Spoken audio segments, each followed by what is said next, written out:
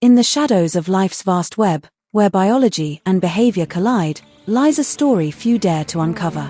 A story of survival, adaptation, and a parasite that has mastered the art of hiding in plain sight. This is the tale of a creature that lives within others, the tapeworm, and the complex and sometimes deadly relationship it shares with pig and humans. From humble beginnings in contaminated soil, to the muscles of a pig, to the intestines of a person, the journey of the tapeworm reveals a stunning, unsettling dance between host and parasite. This is not just a story of infection. It is a story of evolution, agriculture, sanitation, and the delicate balance between health and harm. To understand the tapeworm, we must first understand its cunning. Tapeworms are flat, ribbon-like parasitic worms belonging to the class Cestoda. They are ancient organisms, having existed for millions of years, and they have adapted with frightening efficiency to live within the bodies of others.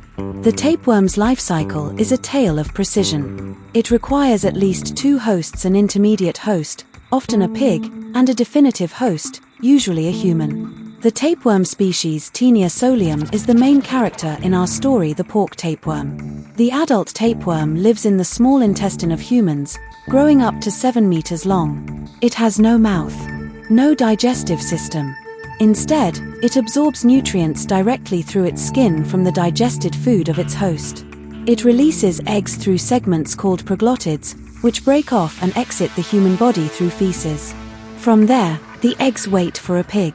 In the mud and warmth of a pigsty, the next stage begins.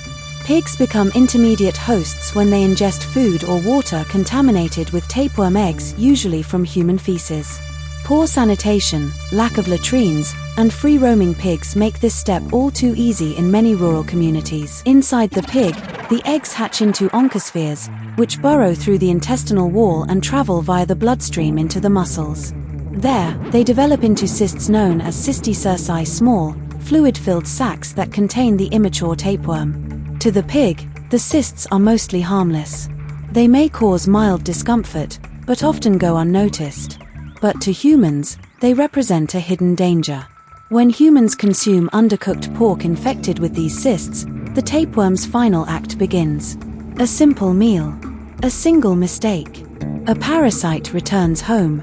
Once consumed, the cysticerci survive the stomach's acid and attach themselves to the walls of the small intestine using hooks and suckers.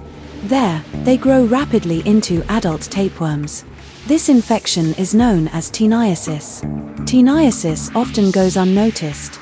Some people experience mild digestive issues. Others, nothing at all. The tapeworm simply feeds and grows, silently shedding eggs. But there's a far more dangerous turn this story can take. If a human consumes tapeworm eggs instead of cysts through contaminated water or food, the larvae can form cysts in the human body, just like in pigs. This condition is known as cysticercosis. And if the cysts form in the brain, it becomes neurocysticercosis, a potentially fatal condition causing seizures, headaches, and neurological damage. The tapeworm, a master of stealth, becomes a threat not just to digestion, but to life itself. The parasite thrives where protection is weakest. Tapeworm infections are most common in parts of the world where poverty, poor sanitation, and free-range pig farming intersect parts of Latin America, Africa, and Southeast Asia. People defecate in open areas, pigs roam freely, and meat inspection may be limited or absent. These conditions create a perfect loop: humans infect pigs, pigs infect humans, and the cycle repeats. Efforts to break the chain include public health campaigns, access to toilets, and education. But cultural practices, economic challenges, and distrust of outsiders can make change slow. To the parasite, time is not a problem. It can wait in soil, in muscle, in intestines. It only needs one break in hygiene to continue its journey. How do you fight something you can't always see? Diagnosing taeniasis is relatively simple. Stool tests can detect eggs or proglottids. But cysticercosis, especially neurocysticercosis, is harder. It often requires CT scans, MRIs, and blood tests to confirm.